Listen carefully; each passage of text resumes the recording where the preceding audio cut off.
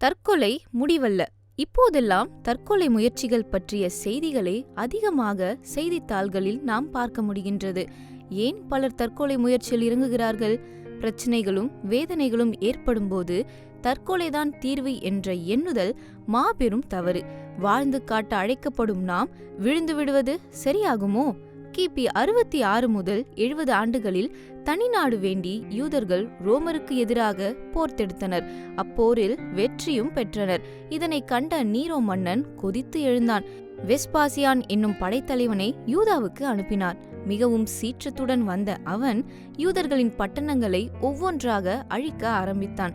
யோத்தப்பா என்ற ஒரு பட்டணம். யூதர்களின் எஞ்சிய புரட்சியாளர்கள் இப்பட்டணத்திலேதான் இருந்தார்கள். அவர்கள் அனைவரும் ஒரு முடிவுக்கு வந்தார்கள். ரோமர்கள் கையில் சிக்கி அடிமைகள் ஆவதை விட தற்கொலை செய்வது மேல் என்ற கொடூரமான முடிவுக்கு வந்தனர்.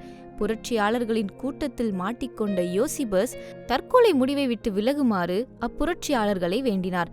ஆயினும் அவர்கள் இவர் பேச்சை கேட்கவில்லை. தங்கள் முடிவின்படியே தற்கொலை செய்து கொண்டனர்.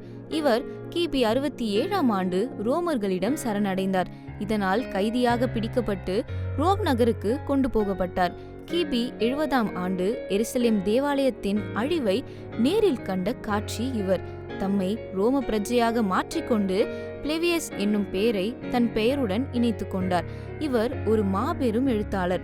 இயேசு கிறிஸ்துவின் சரித்திரத்தை ஆதாரத்துடனும் தெளிவுடனும் வாசிப்பவர்களை கிறிஸ்துவின் பால் வழிநடத்தும் முறையிலும் எழுதி வெளியிட்டார். யூதர்களின் யுத்த சரித்திரம், பண்டைய கால யூதேயா போன்ற புத்தகங்களை எழுதிய இவர் ஓர் சிறந்த சரித்திர ஆசிரியராவர்.